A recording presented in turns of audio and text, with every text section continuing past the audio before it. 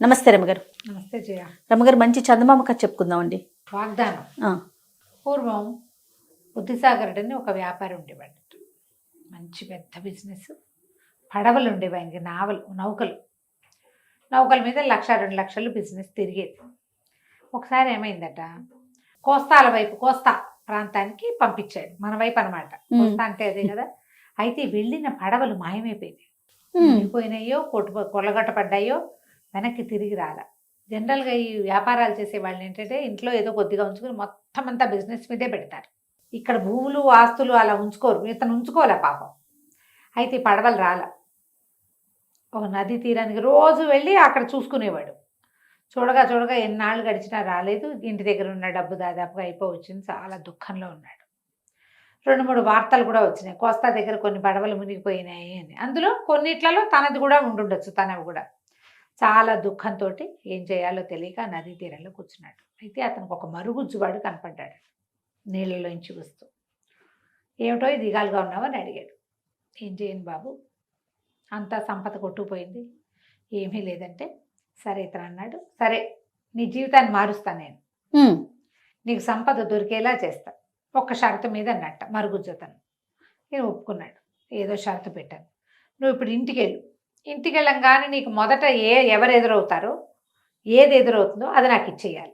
ఇప్పుడే అక్కర్లా, 12 ఏళ్ల పాటు నీ దగ్గర ఉంచుకో, 12 సంవత్సరాల తర్వాత అది నాకు ఇవ్వాలి, నేను వచ్చి తీసుకుంటా అంటే సరేనన్నాడు. ఈ మరుగుజ్జతను ఈయన కలిసి ఇంటికి వెళ్ళారు. ఇంటికి వెళ్తే ఈయన ఏమంటున్నాడంటే, రోజు ఆయన ఇంటికి వెళ్ళంగానే ఇంట్లో నుంచి పెంపుడు కుక్క పరిగెత్తుకుంటూ వస్తుంది. కుక్కని చేస్తే సరిపోతుంది కదా అంతేగా అనుకున్నాడు. కానీ ఏమైంది, ఆ రోజు ఈయనకి రత్నాకరుడు అని 4 ఏళ్ల పిల్లాడు ఉన్నాడు, ముద్దులు మూట కట్టేవాడు. వాడు ఎప్పటి నుంచో వాళ్ళ నాన్న కోసం వెయిట్ చేస్తున్నాడు. ఈయన వెళ్ళంగానే వాడు ఎదురొచ్చాడు. వెళ్ళిపోయాడు. పిల్లాడిని ఇచ్చేయద్దు. మరుగుజ్జువాడు ఎదురొచ్చిన వ్యవహారాన్ని చూసుకుని 12 ఏళ్ళ తర్వాత మళ్ళీ వస్తానని వెళ్ళిపోయాడు. ఏం చేయాలో తెలియలే. 4 ఏళ్ల వాడు 12 ఏళ్ళంటే ఇప్పుడు 16 ఏళ్ళు వస్తాయి. సరే చూద్దాం ఆనాటికి అని చెప్పి ఊరుకున్నాడు. ఆ మర్నాడు వాళ్ళకి ఏదో చిన్న కుంట ఉంది, పొలం, కొద్దిగా పొలం దున్నుతుంటే ఒక బిందె దొరికింది. దాని నిండా డబ్బు ఉంది. మరుగుజ్జువాడు చెప్పాడు కదా నేను బాగు చేస్తానని. ఆయన ఆ బిందె తెచ్చుకున్నాడు. తర్వాత ఇల్లు అది బాగు చేస్తుంటే ఇంట్లో కూడా కొన్ని చోట్ల అతనికి ఇట్లా బంగారు పాత్రలు దొరికినాయి. ఇక నౌకా వ్యాపారం కాకుండా మామూలు వ్యాపారం పెట్టుకుని చక్కగా బాగుపడ్డాడు. పిల్లాడికి 13-14 ఏళ్ళు వచ్చాక నీ చిన్నప్పుడు ఇట్లా జరిగిందని వాడికి చెప్పాడు. చెప్తే వాడన్నాడు, కుర్రాడు, దాని ఏముంది నాన్న, అదో పెద్ద కష్టం కాదు, ఏం పర్వాలా, వాడి మరుగుజ్జు అంటే ఎంత ఉంటాడు, భూమికి జాండు ఉంటాడు, నేను ఇంత ఎత్తున్నాను, 2 దెబ్బలు కొడితే వాడైపోతాడు అన్నాడు కుర్రాడు. తండ్రి వాగ్దానం చేశాడు. వీళ్ళు ఏం చేస్తాడు, వాగ్దాన బంధానికి ఏమంటారు, వాగ్దాన భంగానికి తండ్రిని ఎంకరేజ్ చేశాడు. సరే ఇంట్లో ఉన్నారు. వీడికి 16 ఏళ్ళు నిండిపోయింది. ఒకరోజు ఆ మరుగుజ్జతను వచ్చాడు. వచ్చేసరికల్లా కుర్రాడు ఏం చేశాడు, తండ్రి తను ఒక చిన్న ఇది వృత్తం లాంటిది గీసుకుని, ఏమంటారు మన ఒక బ్రహ్మగారి చేత మంత్రింపించి మంత్రపు అక్షింతలంతా చల్లుకుని కూర్చున్నాడు. వస్తే నేను కొడతానులే నాన్న, ఏం పర్వాలేదన్నాడు. ఆ మరుగుజ్జువాడు వచ్చాడు, ఉఫ్ఫను ఊదేశాడు ఆ అక్షింతల్ని. పదా మనం వెళ్దామంటే కుర్రాడు అన్నాడు, నేను నీతో వచ్చేదేంటి, నా మోకాలంత ఎత్తులేవు, 2 పిడిగుద్దులు కుడితే చచ్చూరుకుంటావు అనేసరికి, ఏమిటి నాతోనే యుద్ధం చేస్తావా నువ్వు అని అడిగాడు మరుగుజ్జువాడు. ఆ ఎవరితోటైనా చేస్తాను నేను అన్నాడు కుర్రాడు, రత్నాకరుడు. అనేసరికల్లా సరే పట్టు, మన ఇద్దరం కుస్తీ పడదాం, ఎవరు గెలిస్తే వాళ్ళది పైచి. సరే ఇద్దరు పందెం వేసుకున్నారు. మరుగుజ్జువాడు ఇంతే ఉన్నాడు కానీ ఈ రత్నాకరుని ఎత్తి విసిరుకొట్టేశాడు. విసిరుకొట్టి, నువ్వు ఓడిపోయావు, నాకు నీతో పని లేదు, నువ్వు ఓడిపోయావు కదా, ఓడిపోయిన వాడిని విడిగా పెట్టాలి అని చెప్పి ఏం చేశాడు, వీడు నా సొంతం కదా, వాళ్ళ నాన్న అడిగాడు, వీడు నా సొంతం, పైగా ఓడిపోయాడు, మేము ఇద్దరం పందెం వేసుకున్నాం, వీడు ఓడిపోయాడు అని చెప్పి ఓ పడవ ఎక్కించి సముద్రంలో వదిలేశాడు. వదిలేసి ఆ పడవ కొట్టుకుంటూ ఎక్కడికో పోయి చివరికి ఏదో ఒక ద్వీపం దగ్గర చేరితే ఈ కుర్రాడు ఏం చేశాడు, కాస్త ఓపిక తగ్గింది, 4 రోజులు పట్టింది. కానీ 16-17 ఏళ్ల పిల్లలకి ఏముంది, మళ్ళీ ఏదైనా కొంచెం తిన్నారంటే మళ్ళీ కోలుకుంటారు. వాడు దిగి ఆ దీవంతా పరిశీలించాడు. అక్కడ ఒక పెద్ద మేడ ఉంది, పెద్ద కొండ ఉంది, లోపల ఒక బంగారు కొండ లాంటి కొండ, దాని పైన ఏదో మేడ లాంటిది కనపడుతుంది. వీడు మెల్లిగా అక్కడేవో కాయాకసులు కనపడితే అవి ఇవి కోసుకుని తిని పైకి వెళ్ళాడు. వెళ్తే బయటంతా ఎంత వెండి బంగారాలు ఉన్నాయో, ఎన్ని రకాలు ఉన్నాయో. అదంతా వెళ్ళి వెళ్ళి వెళ్ళి లోపల చూస్తే ఒక మహాసర్పం ఒకటి, నాగుపాము ఒకటి కనపడింది. అడిలిపోయాడు. ఈ బంగారాలకి వాటికి కాపలాలు ఉంటారని తెలుసుకున్నాడు. చిన్నప్పుడు అవును, తెలుసు, అవును. కథల్లో వినేవాడు. ఈ పామే కాపలా ఉందనుకుని పరిగెత్తుకుంటూ వచ్చేపోయాడు. వచ్చేపోతే ఆ పాము మానవ భాషలో కేకేసింది, వెళ్ళిపోవద్దు, వెళ్ళిపోవద్దు, నాకు సహాయం చెయ్యి, నేను ఒక దేవకన్యని, కొంతమంది మరుగుజ్జు రాక్షసులు మా నాన్న వాళ్ళతో యుద్ధం చేసి నన్ను పట్టుకొచ్చేశారు, నాకేదో శాపం కూడా పెట్టారు, నేను వాళ్ళ మాట వినలేదని, అందుకని నేను ఇక్కడ ఇలా ఉండిపోయాను, నువ్వు ఇక్కడే పడుకో, నా కోసం ప్రాణం వదిలిపెడితేనే ఇది నేను నా శాపం పోతుంది. ఎవడైనా నా కోసం ప్రాణం వదలంటే వదులుతారు? ఎందుకు ఎవరు వదులుతారు? నీకేం భయం లేదు, నా దగ్గర మంత్రజాలం ఉంది ఇక్కడ. రాత్రికి మరుగుజ్జు రాక్షసులు వస్తారు, ఆ అమ్మాయిని విడిపించు అని శాపం తీర్చండి అని అడిగితే ప్రాణానికి ప్రాణం అంటారు. నువ్వు ఒప్పుకుంటే నిన్ను చంపేస్తారు. నిన్ను చంపేసిన మరుక్షణం నాకు మామూలు రూపం వచ్చేస్తుంది. వాళ్ళు నిన్ను వదిలిపెట్టి వెళ్ళిపోతారు. నీకు నేను పొద్దునే లేచాక నాకు మెలకు వచ్చి వాళ్ళు వెళ్ళిపోయిన తర్వాత నేను మంత్రజలం చల్లి నిన్ను బతికించుకుంటాను, జీవితాంతం నీ పాదదాసిగా ఉంటా, ఇదే నా వాగ్దానం అని చెప్పింది. సరే, వీడేమనుకున్నాడు, మనకి ఇక్కడ తినలేదు, తిప్పలేదు, అమ్మలేదు, నానలేదు, ఎటగు పోతాం 4 రోజుల్లో, ఇక్కడ ఈ ద్వీపంలో ఏం చేస్తాం, సముద్రం ఎక్కడుంది, మన ఊరు ఎక్కడ, పోతే పోతాం, ఒకవేళ బతికేమనుకో ఈ మహాద్భుత సౌందర్య విలాస అవుతుందేమో ఇది రేపొద్దున. ఈ అమ్మాయి ఉంటుంది కదా, ఇక్కడ ఉన్న వెండి బంగారాలన్నీ, ఈ బంగారపు కొండ, ఈ పైన భవనము అన్నీ మనమే అవుతాయిగా అని అనుకుని సరేననుకుని సావిట్లో పడుకున్నాడు. పడుకునేసరికి వాళ్ళు రాత్రి 12 అయ్యేసరికి ఒక 25-30 మంది మరుగుజ్జులు నల్లగా భీకరాకారాలతో ఉన్నవాళ్ళు వచ్చారు రాక్షస మొహాలకి. వస్తే, ఎవడరా నువ్వు, దేనికోసం వచ్చావురా అంటే, దేవకన్య శాపం విమోచనం కోసం వచ్చాను అంటే, వాళ్ళు గట్టిగా అరిచి కేకలు పెట్టారు. దానికోసం చచ్చిపోతావా నువ్వు, అదెవరో కూడా నీకు తెలీదు అంటే, అయినా సరే చచ్చిపోతా అన్నాడు. అయితే సరే చచ్చిపో, నువ్వు చస్తేనే మాకు విమోచనం, దానికి విమోచనం అని చెప్పి వాళ్ళు ఏం చేశారు, ఈవిడ మెడకాయ నరికేశాడు, వీళ్ళ మెడ నరికేసి మాయమైపోయారు. ఎప్పుడైతే వీళ్ళు మెడ నరికేశారో ఆ సర్పం కాస్త దేవకన్యగా మారిపోయింది. వీళ్ళంతా వెళ్ళిపోగానే పరుగున వచ్చి మంత్రజలం తీసుకొచ్చి వీడి మీద చల్లింది, వీడిని బతికించి చూసుకున్నారు.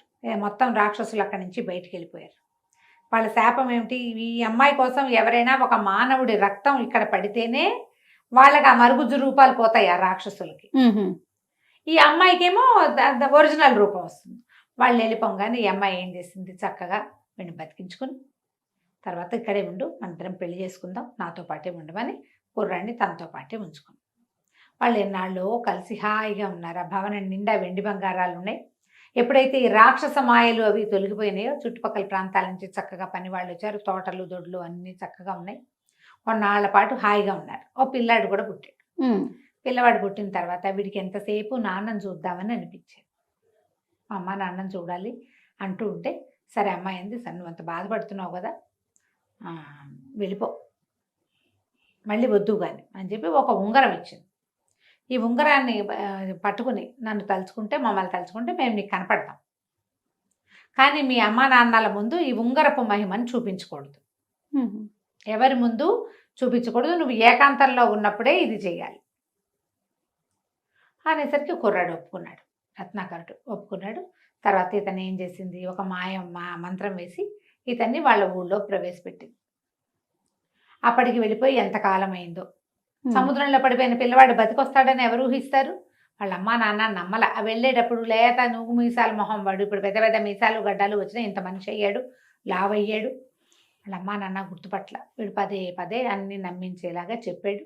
సరే, ఏవో కొన్ని గుర్తులు, వాడి పుట్టుమచ్చలు, చిన్నప్పటి ఫోటోలు, వాడి నడక అవి ఇవి చూసి మెల్లిగా సర్దుకున్నాడు. సర్దుకుంటే వీడు ఏం చేశాడు, నేను వెళ్ళిపోయిన చోట అక్కడ నా బంగారపు కొండ ఉంది, పైన ఇల్లుంది, నాకు భార్య ఉంది, అమ్మాయి దేవకన్య అని చెప్పేసరికి వీళ్ళు నమ్మల. ఏమిటో డప్పాలు కొడుతున్నాడు వీడు, ఎటాగోటా బతికొచ్చాడు, దేవకన్యతో పెళ్ళి ఎట్లా అవుతుంది? వాళ్ళు నమ్మకపోయేసరికి కుర్రాడికి వాళ్ళని నమ్మించేసేయాలి ఎలాగైనా అనిపించింది. అనిపించి ఏం చేశాడు, ఆ ఉంగరం పైకి తీసి ఇలాగ పెట్టుకుంటూ నా భార్య కొడుకు కనపడాలని చేశాడు.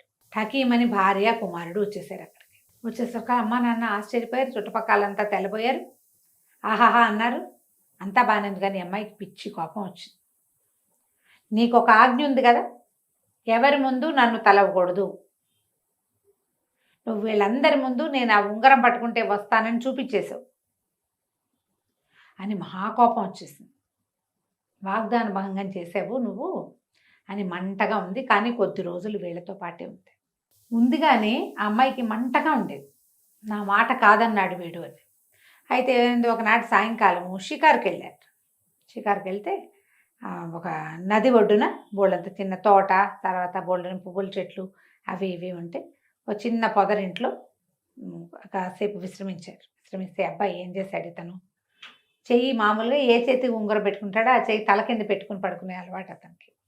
దిండు గిండు ఏం లేదు కదా, ఇలా పొదరింట్లో పడుకున్నప్పుడు రెండో పక్కకి ఒత్తిగిలి పడుకుని ఈ చెయ్యి వదిలేశాడు.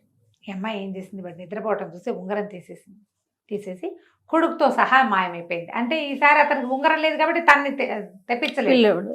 ఇప్పుడు భర్తను పోగొట్టుకోవడానికి కూడా రెడీ అవుతారు ఆడవాళ్ళు. ఇట్లా మాయమైపోయింది.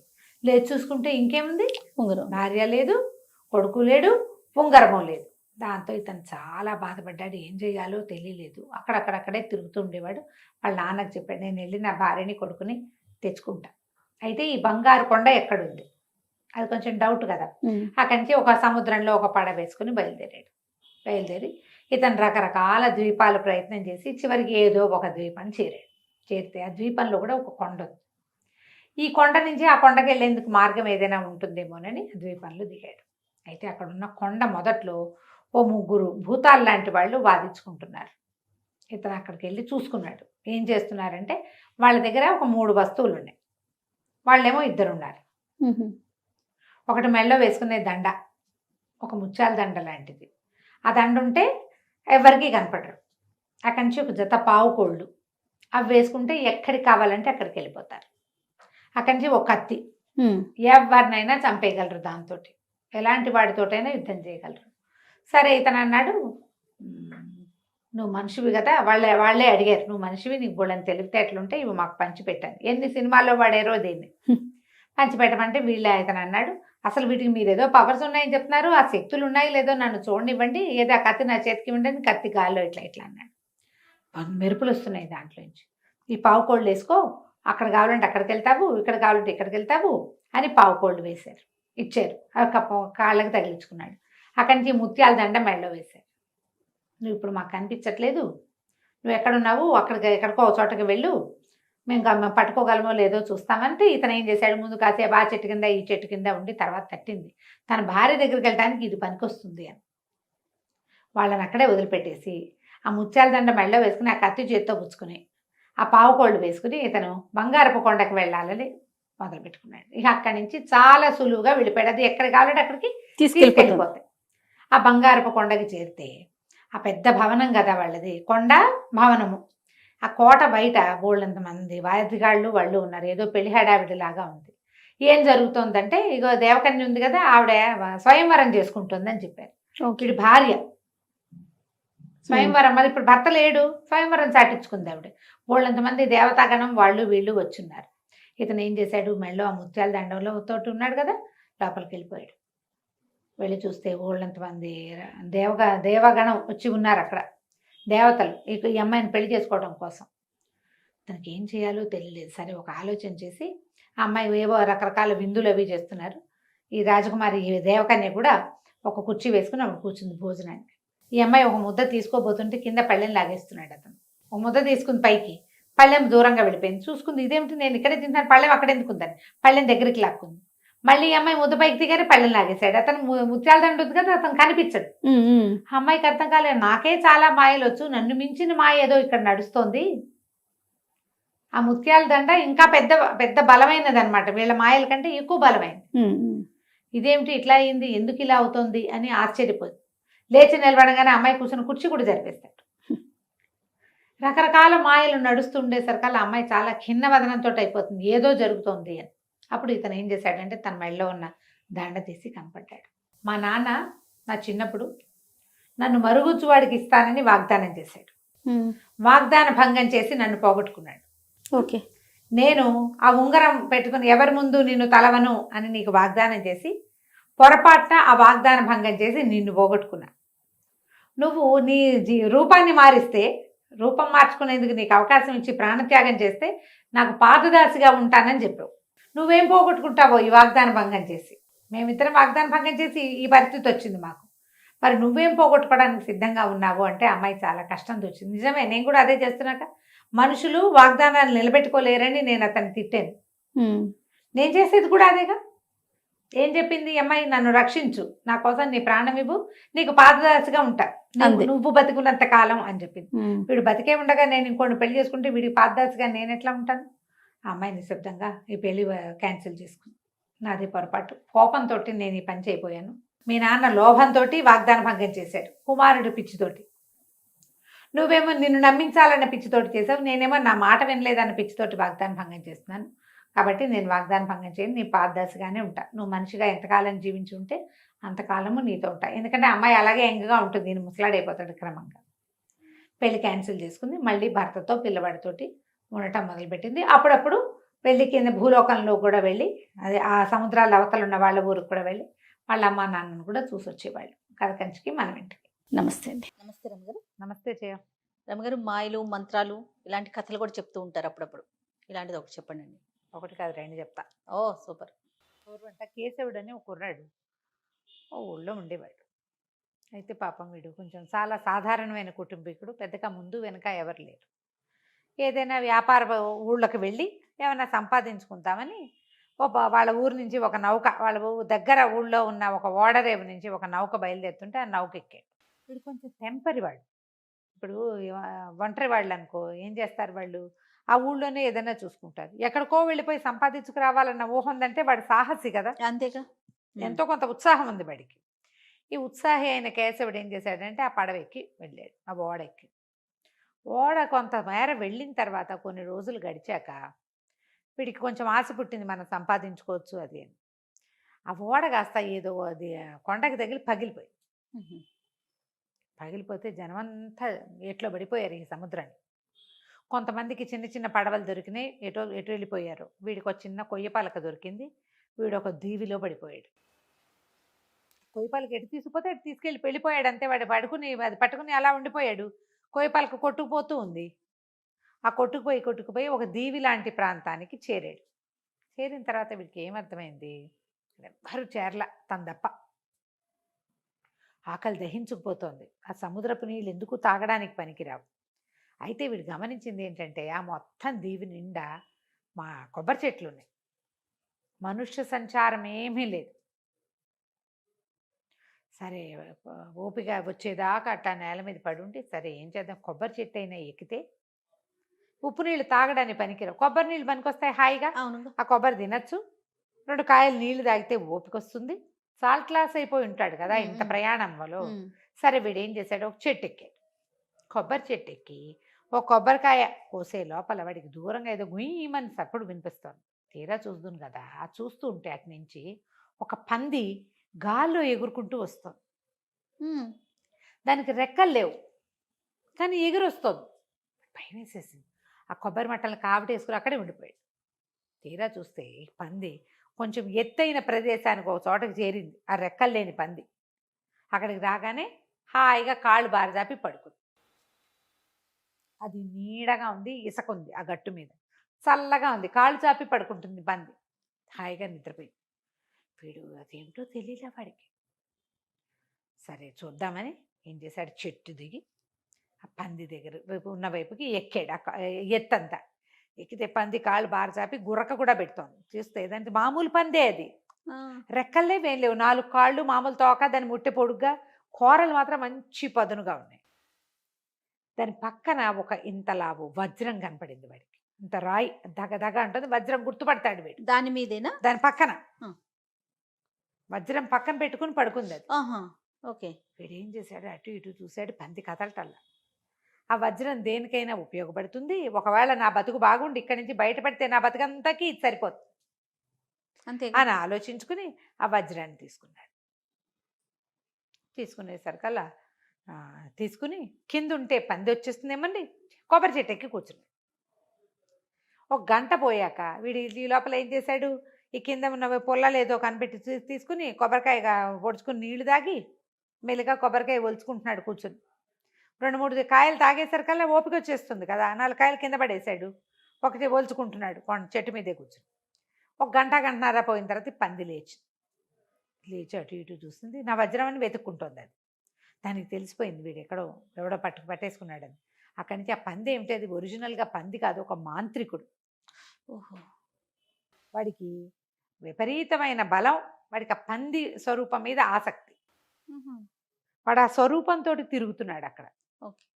అక్కడి నుంచి చెట్టు మీద ఉన్న వీడిని చూసి గర్జించింది, గూర్నిచ్చింది అంటారు. పంది దాన్ని గర్జన అనకూడదు, గూర్నించటం దాని పేరు. రెండో ఘా గూర్నించింది అనమాట. గుర్రు పెట్టడం, దాన్ని గూర్నించటం అంటారు. నీ పని చెప్తాను అని అరిచింది. అరిచేసరికి వీడు ఏం చేశాడు, ఎండు కొబ్బరికాయలనగా ఒక లావుపడి కొబ్బరికాయ తీసి పెడేలమని పందికి వేసి కొట్టాడు, విసిరేసాడు. విసిరేసరికి అలా తగలంగానే పంది బొక్కబార్ల పడి మూర్చిపోయింది. వీడు పరిగెత్తుకుంటూ వెళ్ళి దాన్ని కొట్టేశాడు, పంది చిత్త కొట్టేశాడు. చచ్చిపోయింది పంది. చచ్చిపోయేసరికల్లా అక్కడెక్కడో దూరంగా వాడు ఎత్తు మీదకి ఎక్కాడు కదా, వాడు చెట్టు ఎక్కినప్పుడు వాడికి కనపడలా. చెట్టుకు ఆపోజిట్లో ఉన్న గుట్టెక్కేసరికి అవతల ఏదో పొగున్నట్టు కనపడుతుంది, తెలుస్తోంది.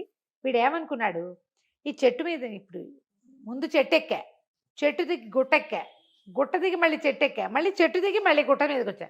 ఇట్లా కాకుండా ఇక్కడి నుంచి అక్కడికి వెళ్ళిపోయే మార్గం ఉంటే బాగుంటుంది కదా అనుకోగానే రయ్యమని ఎగిరెళ్ళి చెట్టులో పడ్డాడు.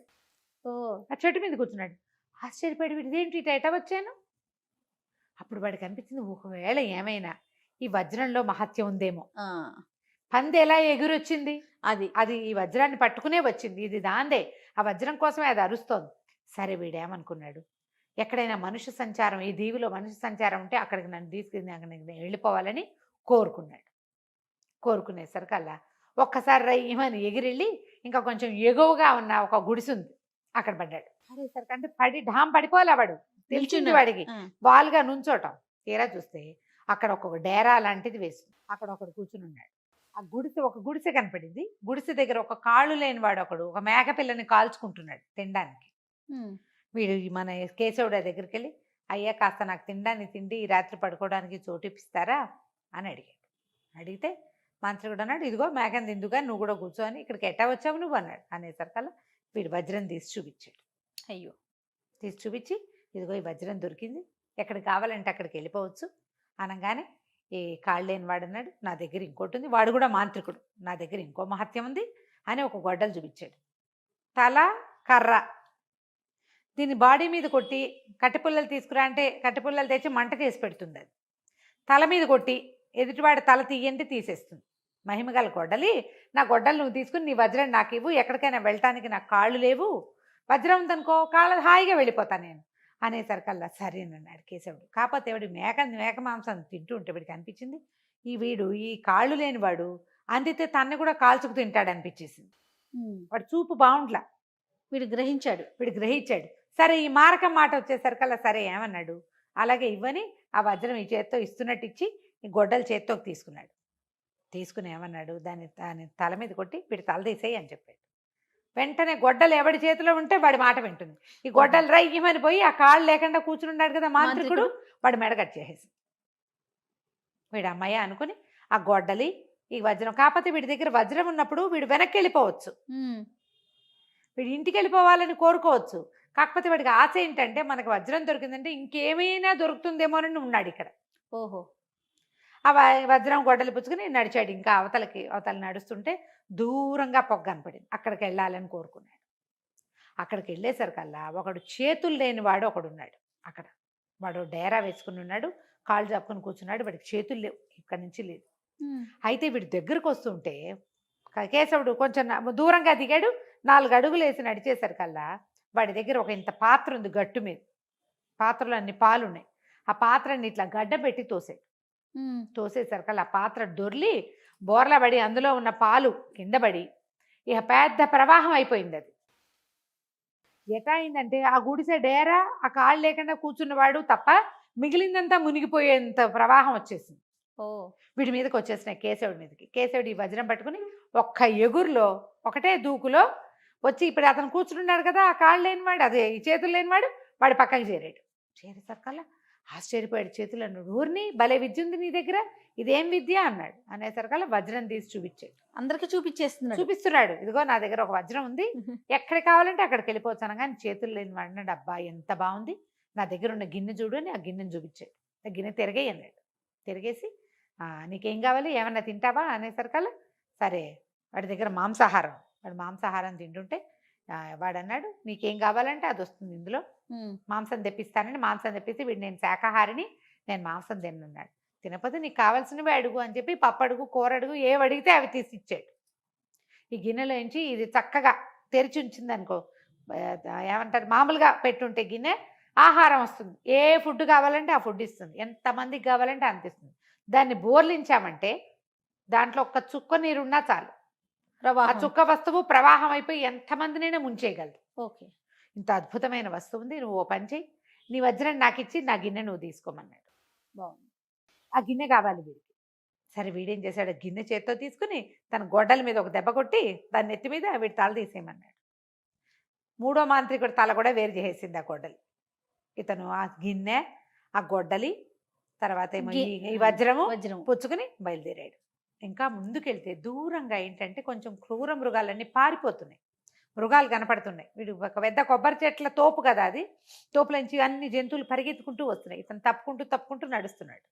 అయితే ఎందుకు ఇలా పరిగెత్తుకొస్తున్నాయి, ఒక చిన్న డమ్ము డమ్ము డమ్ము డమ్ము అని ఒక డప్పు చప్పుడు వినపడుతోంది, డోల్ చప్పుడు.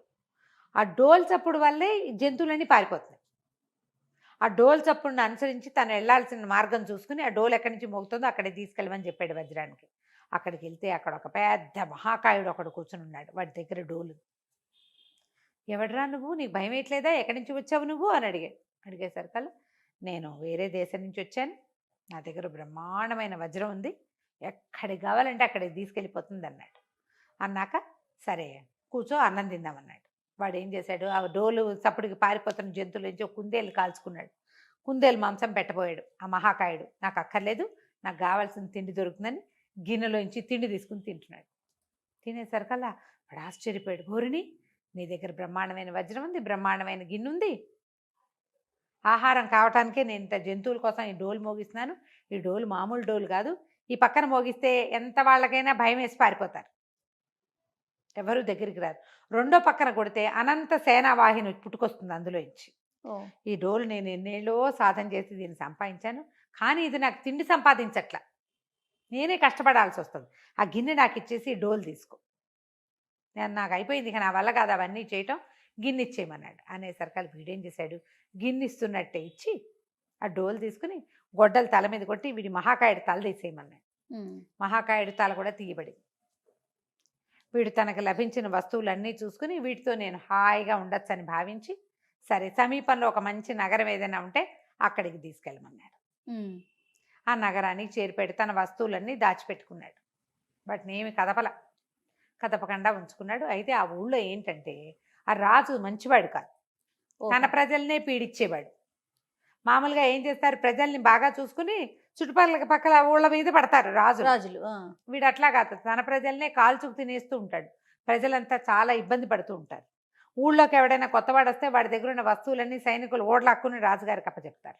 ఓహో, గందరగోళంగా ఉండేసరికల్లా సరే ఇతని దగ్గర ఒక వజ్రం ఉందని సైనికులు కనిపెట్టి రాజుగారికి ఇన్ఫామ్ చేశారు, ఇట్లా ఒక బాధ వాటసారి వచ్చాడు. ఇప్పుడు గిన్నె, డోలు, గొడ్డలి ఎవరికి ఆసక్తి కలిగించవు, వజ్రం ఆసక్తిగా ఉంటుంది.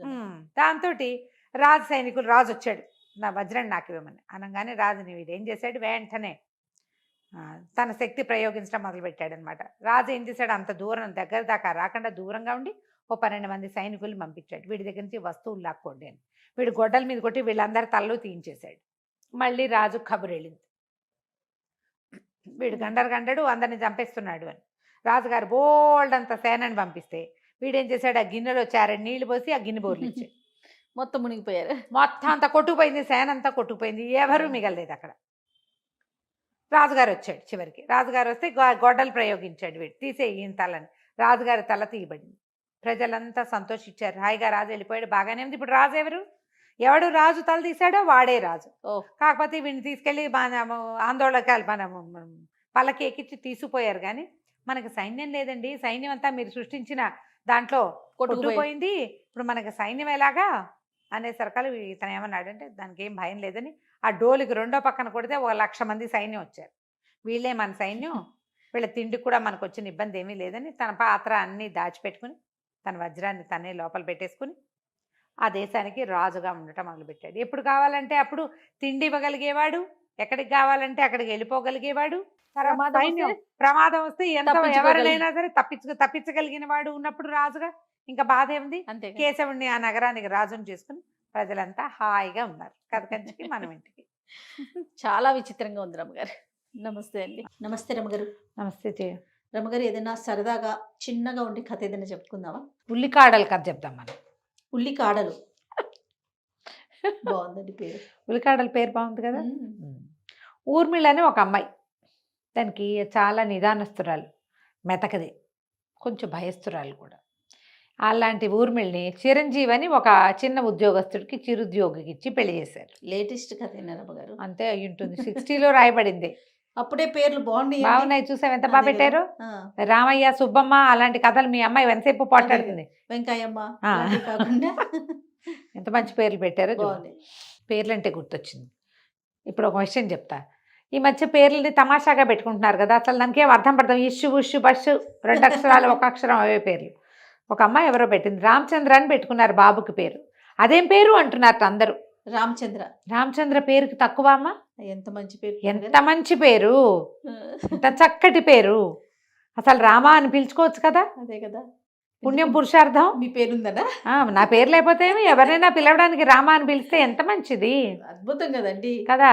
నా పేరు ఉంటే ఏమి, నా పేరుతోటైనా బోళ్ళంత భుక్తి వస్తాయి. అప్పుడు నాకే రావాలి రమ్మగారు. అవును. ఎన్నిసార్లు పిలుస్తానండి పిలుస్తావు. నేను రమ్మగారు రమ్మగారు మరి రమ్మగారు. నువ్వు సీఈఓ అవ్వలేదు. ఏంటి మీ పేరు పిలిచే? నా పేరు పిలిచి కాదు, నా పేరు పిలవడం వల్ల వచ్చే ప్రయోజనం భగవంతుడి అనుగ్రహంతోనా? లక్ష్మీదేవి అనుగ్రహించింది. నేను థ్యాంక్ యూ సో మచ్. చెప్పలేకపోతాం కదా. అంతే కదండి, భగవంతుడి నామస్మరణ అప్పుడు ప్రత్యేకించి పిలవకుండా వ్యక్తుల ద్వారా పిలిచే అవకాశం కదా రమ్మగారు. అందుకే మనం దేవుడి పేర్లు పెట్టుకుంటాం జయ. అవునండి, అవును. ఆ అమ్మాయికి చాలా ధైర్యం చెప్పా, ఏం పర్వాలేదు, ఉమ్. పెద్దయ్యాక పిల్లాన్ని అందరూ ఏడిపిస్తారేమో అని బాధపడుతోంది. అమ్మాయి బాధపడుతోంది. ఉమ్. ఎందుకు బాధపడతావమ్మా, చక్కటి పేరు, ఎంచక్క చాలా మంచి పేరు పెట్టుకున్నావని. చాలా ఈ బాగుంది. వీడియో అమ్మాయికి నేనే పెట్టాలి స్వయంగా. పెట్టేయండి రమ్మగారు. చక్కటి పేరు. ఒకవేళ ఈ పేరు బాగులేదు అన్న వాళ్ళు ఎవ్వరు మనుషులుగా పరిగణించడానికి కూడా పనికిరారు. Oh my god. ఇది బాగులేదంటారా జయ ఎవరైనా? చాలా పైగా బాగుంది. ఎవరి పేరు వాళ్ళ ఇష్టం కదా, దీనికి అర్థం లేకపోతే ఆలోచించాలి. ఆ, అది పరమార్థం కలిగిన పేరు కదా. meaningful గా ఉంది, పలకటానికి ఎంత బాగుంది. సులువుగా ఉంది కదా రమ్మగారు. చక్కగా రామని పిలుచుకోవచ్చు, చంద్ర అని పిలుచుకోవచ్చు, రామచంద్ర అని పిలుచుకోవచ్చు. రామచంద్ర ఎంత ఎంత బాగుంది. బాగుంది అసలు, అనడానికే ఎంత బాగుందో చూడు, మనసు నిండిపోయేలాగా. అవును, ఏమిటో బాగులేదు ఇదేం పేరు అని ఎవరైనా అడుగుతారా దాన్ని? అంతే కదా. చాలా బాగుంది రమ్మగారు, నిజంగా బాగుంది. ఆవిడకి చెప్పండి. అదే కదా. ఉమ్. సరే, ఓకే. అయితే ఊర్మిళ చిరంజీవి పెళ్లి చేసుకున్నారు. అయితే ఈ చిరంజీవి పరమ అసహనం, మహాకోపిష్టి, దురుసు, ఆ. ఏదో చేసేవాడు ఉద్యోగం. ఒకరోజు ఏం చేశాడు, ఉల్లికాడలు పట్టుకొచ్చి పైవి ఆకులు కత్తిరించి, ఆకులు దుంపలు కత్తిరించేసే. బాగుందిగా. బాగుంది. సరే, అమ్మాయి ఆ మూగుడు ఏం చెప్పినా సరే సగమే వింటుంది. ఆ. భయం దానికి. దుంపలతో కూర చేయాలి, పై దాంతో పులుసు చేయాలి, ఇటు తటు చేసేసి. ఆయన ఏదో పని చేసుకుని వచ్చాడు, బయటికి వెళ్ళాడు. మరి గుడికి వెళ్ళి వస్తాను, గుళ్ళోంచి తిరిగి వచ్చాక అన్నం తింటానన్నాడు. ఇంటికి రాగానే సరే పేటేసింది, అన్నం పెట్టింది. తీరా చూస్తే ఆ ఉల్లికాడలతోటేమో కూర చేసి పెట్టింది, ఆ దుంపతోటి ఉల్లిపాయలతోటేమో పులుసు చేసేసరికల్లా భార్యను ఉంచి దభిమని కొట్టేశాడు. చెప్పింది చేయవా సరిగా, నేనేం చెప్పాను, నేనేం చేయమన్నాను, దీంతో ఎవరన్నా పులుసు చేసుకుంటారా, దీంతో కూర చేసుకుంటారా అని కొట్టాడు. ఈ పిల్ల ఏడుస్తూ నుంచింది. ఈ లోపల దభీమని పెద్ద శబ్దమైంది. ఎవడో అటక మీద నుంచి ఒక దొంగ ఎప్పుడో దాక్కున్నాడు. సాయంకాలం ఆ పిల్ల దొడ్లో పని చేసుకుంటుంటే వాడి ఇంటికి వచ్చి అటక మీద దాక్కున్నాడు. దూకాడు. దూకి అక్కడి నుంచి చిరంజీవిని పెడరెక్కలు విరిచిపట్టేసుకున్నాడు. ఇంట్లో ఉన్న డబ్బు నగ నట్ర అన్నీ ఇస్తావా ఇవ్వవా అని. ఏం చేస్తాడు, తాళ్ళ చెవులు ఇచ్చేయమన్నాడు. అప్పటిదాకా భార్య మీద ప్రతాపం చూపించాడు. భార్య మీద ప్రతాపం చూపించే వాళ్ళందరూ కత్తిగా కటారు చూపిస్తే చాలా భయపడతారు. ఇక్కడేముండదు ప్రతాపం. అంతే. కొంతమంది అలాగే ఉంటారు కదా, ఏదైనా ప్రాబ్లం వచ్చినప్పుడు చాలా బెదిరిపోతారు. పెళ్ళాల మీద మాత్రం ఎంత ప్రతాపమైనా విరుచుకుపడిపోతారు, ఎంత ప్రతాపమైనా చూపించేస్తారు. అవునవును. అక్కడి నుంచి నగా నట్రా మూట కట్టించారు. ఏంటి మంచి వాసన వస్తుంది మీ ఇంట్లో, ఏముండింది పెట్టి అన్నం పెట్టించు నాకు అన్నాడు. అనేసరికల్లా కసిరేడు పెళ్ళాను. ఏంటి వాళ్ళు ఆయన అడుగుతుంటే అన్నం పెట్టవా అన్నాడు. అనేసరికల్లా దొంగ గారికి. దొంగ గారికి అన్నం పెట్టమని కత్తి అనేసరికల్లా దొంగ అన్నాడు, నేనే అరవాలి, నువ్వు అరవకూడదు, నువ్వు నోరు మూసుకుని ఉంచో అనేసరికల్లా అమ్మాయి ఏం చేస్తుంది, మొగుడు కోసం పీటేసి కంచపెట్టిందిగా, అవి తినేసాడు చక్కగా. మళ్ళీ ఇంకో పేటేసి కంచం తెచ్చిపెట్టింది, తన కోసం వండుకున్న అన్నం తెచ్చిపెట్టి ఆయన కూర పులుసు వేసి, ఎంత బాగుంది, ఎంత బాగుంది, ఆకుకూర కాడలతో కూర చేసుకుంటారా అమ్మాయి, ఎంత బాగా చేసావు అని కూర అన్న అంతా కలుపు తిన్నాడు. అక్కడి నుంచి అసలు ఉల్లిపాయ పులుసు అదిరిపోయింది అన్నాడు. ఇంత మంచి వంట, ఎంత బాగా చేసావు, మరి ఎందుకు దెబ్బలు తిన్నావు నువ్వు అన్నాడు. అనేసరికి అమ్మాయి బిక్కు బిక్కుమంటూ మొగుడు కేసు చూస్తుంది. చూసారు కల్లా దొంగ అన్నాడు, నేను అసలు దొంగని ఎందుకయ్యానో తెలుసా నీకు, మా నాన్న తాగుబోతు, మా అమ్మని తెక్కొట్టేవాడు, ఎప్పుడూ కొట్టుకు తెచ్చేవాళ్ళు, అన్నిటికీ కొట్టేవాడు, ఇంట్లో ఉండలేక పారిపోయా, చదువు సంధ్య రాలా నాకు, ఏమీ చేయలేక దొంగయ్యా. ఓకే. నువ్వు ఎంతసేపు గొడవ చేస్తుంటే మీ ఇంట్లో పిల్లలు ఎట్ట బాగుంటారు, మా నాన్న కనుక అంత తాగుబోతు కాకపోయినా, లేదా మా అమ్మని అంత కొట్టకపోయినా, తాగినా ఆయన దగ్గర ఆయన తాగి పడుకున్నాడు అనుకో, ఏదో మా రకంగా మేము పోయేవాళ్ళం ఎడగొట్టక, అంతేగా. అంతేగా. నువ్వు ఇంటికి వచ్చి రోజు కొట్టి ఆవిడ ఏడ్చి అన్నం వండలేక దెబ్బలు తిన్న ఆవిడ ఏం వండుతుంది, వంట చేయలేదు కదా, ఇంకేం పని చేస్తుంది, ఎట్లా పిల్లల్ని పెంచుతారు అలాంటి తల్లులు. పెంపకం సరిగ్గా లేక నేను దొంగనయ్యాను, నీకేం పోయే కాలం, శుభ్రంగా వండి పెట్టింది కదా, అది కాకపోతే ఇది ఏదైతే ఏమి మీరు తినడానికి ఏం బాధ, రెండు బాగున్నాయిగా రుచిగా, నేను చెప్పింది చెప్పినట్టు చేయలేదు కాబట్టి రుచిని కూడా గ్రహించని గుణం, కోపం అసహనంతో సాధించేది ఏమీ లేదు కదా, సంసారం పాడు చేసుకోవటం అని బుద్ధులు చెప్పాడు అని చెప్పాడు. నువ్వు పాడు చేసుకుని ఇట్లా చేసావు, ఇట్లా చేస్తున్నావు, రేపొద్దుంది నాలాంటి దొంగకి ఇంకొకటికి తండ్రి అవుతావు నువ్వు, నాలాంటి వాడే మీ ఇంట్లో నుంచి వెళ్ళి ఇంకెవరింటోనో దొంగతనం చేస్తాడు అని చెప్పి, అమ్మాయి ఈ నగ నట్రా తీసుకో, చక్కగా పెట్టావు భోజనం, ఎన్నాళ్ళలో అయింది ఇంత మంచి కూర పులుసు తినని మూట కట్టించిన నగలన్నీ ఎత్తి ఊర్మిళ చేతిలో పెట్టాడు. వెళ్ళొస్తానని చీకట్లో కలిసిపోయాడు. అక్కడి నుంచి చిరంజీవి ఏనాడు అమ్మాయిని ఏం అనలేదట. ఎందుకంటే ఇది చూడు ఎంత చిన్న కథ జయ, తండ్రుల తల్లుల దుష్ప్రవర్తన తర్వాత తరాన్ని విపరీతంగా పాడు చేస్తుంది. పెద్ద ఉల్లికాడల మీద కొట్లాడుకోవడం చిన్న విషయంగా మనకు నవ్వుతూ కనిపిస్తుంది, ఇలాగే పోట్లాడుకుంటారు. పెడితే పెట్టావని, పెట్టకపోతే పెట్టలేదని, కాఫీలో పాలు ఎక్కువైనాయని, లేదా డికాక్షన్ తక్కువైందని, టీ పొడి ఎక్కువ వేసావు తక్కువ వేసావని దాని మీద కొట్టుకుంటారు. కొడతారు కూడా జయ, చెయ్యి విసిరేసేస్తారు, ప్రతి దానికి తగాదా పడతారు. తండ్రులే కాదు తల్లులు కూడా చేస్తారు. తల్లులు కూడా పిల్లల్ని ముందు అది పెట్టి తర్వాత ఇది పెట్టాలి, నేను చెప్పాక నేను చెప్పింది చెప్పినట్టు ఎలా చెప్పానో అలాగే చెయ్యి. చాలా మందికి ఉంటుంది ఇలాంటి దుర్గుణం. వాటిని కరెక్ట్ చేసుకోకపోతే మన తర్వాత తరాలు ఏం నేర్చుకుంటాయి మన దగ్గర నుంచి. తల్లులేమో పిల్లల్ని కాల్చుకు తింటారు, తండ్రులేమో భార్యల్ని కాల్చుకు తింటారు. ఒక్కోసారి తండ్రులే భార్యల్ని పిల్లల్ని కూడా కాల్చుకు తింటారు. రేర్గా తల్లులు కూడా తండ్రుల్ని కొడుకుల్ని కాల్చుకు తింటారు. వాళ్ళు ఉంటారు. అమ్మో, వాళ్ళు కూడా ఉండి అసలు భర్తకి కొడుక్కి టెర్రర్గా ఉంటుంది తల్లి అంటే. అలాంటి వాళ్ళు చాలా మంది ఉన్నారు. ఈ తరహా వల్ల మనం సాధించేదేం లేదు. అవును, తర్వాత తరాలని పాడు చేసేస్తాం. వాళ్ళు మీ మొహం తప్పించేస్తారు, మీతో ఉండరు, పారిపోతారు. ఒక్కొక్కళ్ళకి ఒక్కో రకంగా ఉంటుంది. ఇతని భార్యకి ఉద్యోగం ఉంది, ఏదో తిండి పెడతాడు, ఎంతసేపు తిడుతుంటే తిండి ఏమి ఎక్కుతుందమ్మా. అంతేగా. ఈ తిట్లు తిట్టే వాళ్ళంతా పద్ధతులు మార్చుకోవాలని చెప్పడానికి ఈ బుజ్జి ఉల్లికాడలు కథ చెప్పాం. చాలా బాగుంది రమ్మగారు, సూపర్. నమస్తే. నమస్తే జయ.